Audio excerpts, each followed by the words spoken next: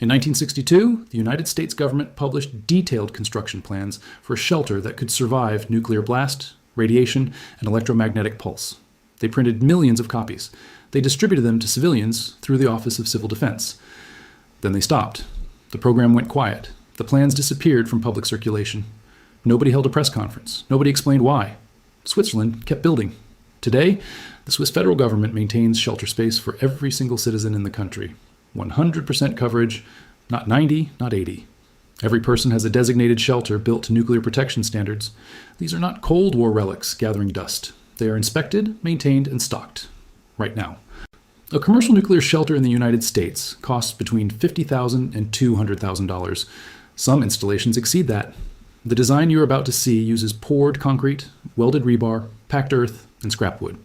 Every material is available at a building supply yard. The total cost is a fraction of a commercial installation. There is no company selling this design because there is nothing proprietary to sell. By the end of this video, you will understand every system in this shelter and exactly how each one is built. Welcome to the channel. This exists for one reason. Practical survival knowledge should not be locked behind government clearance levels or gated behind six-figure price tags. If the engineering is real, if the physics is proven, if an entire nation builds it by law, then you should have it. Subscribing keeps this information flowing. That is the only ask. Let's go back to where this started. 1943, Oak Ridge, Tennessee. The United States Army Corps of Engineers establishes a facility so secret that the workers inside do not know what they are building. Oak Ridge National Laboratory becomes the production heart of the Manhattan Project. The uranium enriched there helps end the Second World War. But the scientists at Oak Ridge do not stop working after the bombs fall on Japan. They pivot. They begin asking a different question. If we built the weapon, can we build the protection? Over the next 2 decades, Oak Ridge researchers developed something remarkable.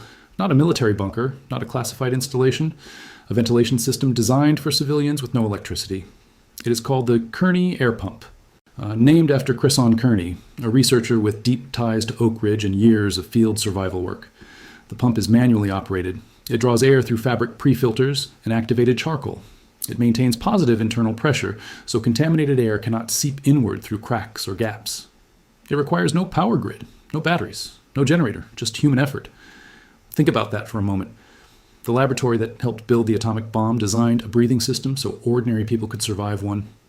By 1961, the Kennedy administration is pushing civil defense hard. The Office of Civil Defense publishes shelter construction guides. They are distributed to millions of American households. The Cuban Missile Crisis hits in October of 1962.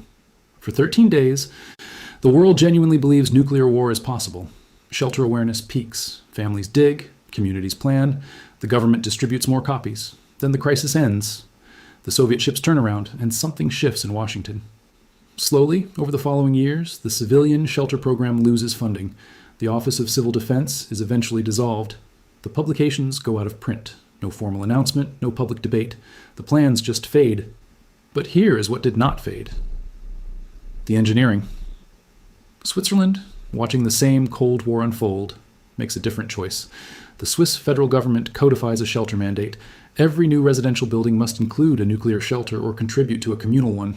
They do not stop when the Berlin Wall falls. They do not stop when the Soviet Union collapses. They are still doing it today. And the United States? The government kept building shelters, just not for you. Cheyenne Mountain in Colorado, Mount Weather in Virginia, Raven Rock in Pennsylvania. Continuity of government facilities hardened to withstand direct nuclear strikes. Maintained, staffed, and operational right now. The engineering was never discredited. It was just redirected. Away from civilians, toward officials. The plans disappeared, but the engineering did not. Let me break down exactly what this shelter does and why it works. This video gives you everything you need for the build, but if you want to go further, the vault has what one video cannot hold. Construction blueprints with precise dimensions, filtration specifications and sourcing guides, EMP testing data, thermal mass calculations. No fluff, no filler. Just the deeper layer of research behind what you are watching right now. Link is below. But stay here. Everything you need for this build is in this video. The vault is for people who want to go further. Now, the science behind why this shape survives, what a box cannot. A standard rectangular structure takes blast overpressure the worst way possible. Flat walls absorb force at perpendicular contact points. The load concentrates, the wall fails. A dome does something different. A curved surface distributes force along the entire shell. The overpressure slides around it. This is the same principle behind bridge arches. The same principle behind pressure vessels. The same principle behind every hardened military installation you have never seen a photograph of. Compression, not tension. The concrete wants to push inward under load. The dome geometry converts that inward push into structural stability. A box fights the blast. A dome redirects it. Now the Earth. Gamma radiation is the deep threat after a nuclear detonation. It penetrates walls. It penetrates wood. It penetrates standard residential construction like it is not there. But it does not penetrate packed Earth efficiently. The physics term is halving thickness. For gamma radiation passing through packed Earth, the halving thickness is roughly 3.6 inches. That means every 3.6 inches of packed Earth cuts the gamma radiation in half. Stack 10 halving thicknesses, 36 inches, 3 feet. The math lands at approximately 99% gamma attenuation. That is not a rough guess. That is nuclear physics. And it matches Swiss shelter code minimums. 3 feet of packed Earth over a concrete dome. The same standard Switzerland applies to shelters protecting its entire population. Here's the part almost nobody talks about. Standard reinforced concrete has 0 EMP protection. 0. The rebar grid inside a conventional pour is tied together with wire. Wire ties are not electrically continuous. The grid has gaps everywhere. Electromagnetic pulse passes through those gaps like they are open windows. One modification changes everything. Weld every rebar junction instead of tying it. Same rebar, same concrete, same cost. But now the grid is electrically continuous. Every bar connects to every other bar through a solid metallic bond. The structure becomes a Faraday cage, a continuous conductive shell that routes electromagnetic energy around the exterior instead of allowing it to penetrate the interior. This is the same principle that protects sensitive electronics in military-hardened facilities, the same principle behind shielded server rooms. One modification, welding instead of tying. 0 EMP protection becomes full EMP protection. The Kearny Air Pump handles ventilation. It is manually operated, designed at Oak Ridge for exactly this scenario. No power, no grid, no fuel. The pump draws air through fabric pre-filters that catch particulates, then through activated charcoal that absorbs chemical and radiological contaminants.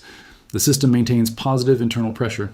That means air pushes outward through every crack and gap instead of pulling contaminated air inward. As long as someone operates the pump, the shelter breathes clean air. Heating uses a rocket mass heater. This is not a wood stove. A conventional wood stove burns inefficiently and demands constant fuel. A rocket mass heater uses an insulated vertical burn chamber that achieves near complete combustion. The exhaust does not go up a chimney. It passes through a thermal mass bench, typically dense cob or masonry. That bench absorbs the heat and radiates it back into the living space for 12 or more hours from a single firing. Fuel requirement is a fraction of a conventional wood stove. It runs on scrap wood, sticks, pallet scraps, anything dry and combustible, completely outside any supply chain. Below frost line, subsurface temperatures stabilize between 55 and 60 degrees Fahrenheit. The shelter starts at a livable baseline before you add any heat at all. So this works. The physics is real. The Swiss build it by law. The United States military builds it for generals. So why does a commercial version cost 6 figures? A commercial nuclear shelter runs between $50,000 and $200,000 or more. That price includes proprietary filtration systems with replacement filter subscriptions, custom fabricated blast doors, branded ventilation units, installation crews, engineering certifications, warranties, ongoing service contracts. Now look at this design, a concrete, available at any building supply yard. Rebar, standard commodity steel, packed earth, free if you're digging the hole anyway. Scrap wood for fuel, activated charcoal, purchasable in bulk, fabric for pre-filters. There is no proprietary component in any of these systems. You cannot patent poured concrete. You cannot trademark a dome shape. You cannot license packed earth. You cannot own welded rebar. You cannot create a subscription model around charcoal and scrap wood. That is the answer to the question nobody asks. Why have most people never heard of this? Not because it does not work. It works. Switzerland proves it works every single day. The reason is simpler and uglier. Nobody profits from telling you. There's no recurring revenue, no replacement cartridge ecosystem, no annual service contract. No company has a financial incentive to spend marketing dollars promoting a design that anyone can build from commodity materials. The awareness gap is not a knowledge gap. It is an incentive gap. If this is the kind of information you think people should have access to, subscribe. That is how this channel stays here. That is how the next video gets made. Before I walk you through the build, I need to be honest about what this shelter cannot do. Soil conditions matter. If your water table is high, hydrostatic pressure will push against the structure from outside. That requires site-specific engineering. Not every location is suitable without additional waterproofing and drainage work. The Kearny Air Pump is manually operated. That means someone has to work it. Human fatigue is a real factor over hours and days. Charcoal filters have a finite lifespan. They must be replaced, and you need to store replacements. The rocket mass heater produces carbon monoxide. In a sealed underground environment, a failed exhaust system is lethal. The exhaust path must be intact and verified before every firing. This is not optional. Every penetration through the shell is an EMP vulnerability. Vents, conduits, hatches, each one must be electrically bonded to the rebar grid or independently shielded. Miss one, and you have a gap in your Faraday cage. And this needs to be said clearly. This structure provides protection. It does not provide indefinite self-sufficiency. Water, food, sanitation, and psychological endurance are separate problems that require separate planning. Finally, most United States jurisdictions have no permitting framework for earth-sheltered dome construction. This is a bureaucratic obstacle, not a legal prohibition. But it is real, and you need to navigate it. Now you know the risks. Here is how to build it. Step 1. Excavate below frost line. Depth depends on your region, but you need to reach stable subsurface temperature, typically between 55 and 60 degrees Fahrenheit. Overdig by at least 2 feet in every direction to allow working room for waterproofing and backfill. Step 2. Pour a reinforced concrete floor slab. The rebar in this slab must be welded at every junction, not tied, welded. This is where your Faraday cage begins. Every bar electrically bonded to every other bar. Continuous conductivity starts at the floor. Step 3. Build dome formwork. Sandbags, inflatable forms, or earth mounds work. The dome shape is the structural key. Over the formwork, lay continuously welded rebar mesh, every junction welded. No exceptions. The mesh must connect electrically to the floor slab rebar. One continuous conductive shell from floor through walls through ceiling. Step 4. Pour concrete over the welded rebar dome. Minimum thickness should provide structural integrity for the earth load above. The dome geometry handles compression. Let it cure fully. Step 5. Apply a waterproofing membrane over the cured dome. Then backfill with a minimum of 36 inches of packed earth, 3 feet, 10 halving thicknesses, approximately 99% gamma attenuation. This is your radiation shield. Pack it tight. Loose fill does not perform the same. Step 6. Install the Kearny Air Pump. Intake vent passes through the shell with proper EMP bonding at the penetration point. Pre-filters of layered fabric catch particulates. Activated charcoal stage adsorbs contaminants. The pump maintains positive internal pressure, so air flows outward through any remaining gaps instead of pulling contamination in. Step 7. Build the rocket mass heater. Insulated vertical burn chamber. Exhaust routed through a dense thermal mass bench before exiting. The bench stores heat and radiates it for 12 or more hours per firing. Fuel is scrapwood. Ensure the exhaust path exits the structure with proper EMP shielding at the penetration and verify it before every use. Carbon monoxide monitoring inside is mandatory. Step 8.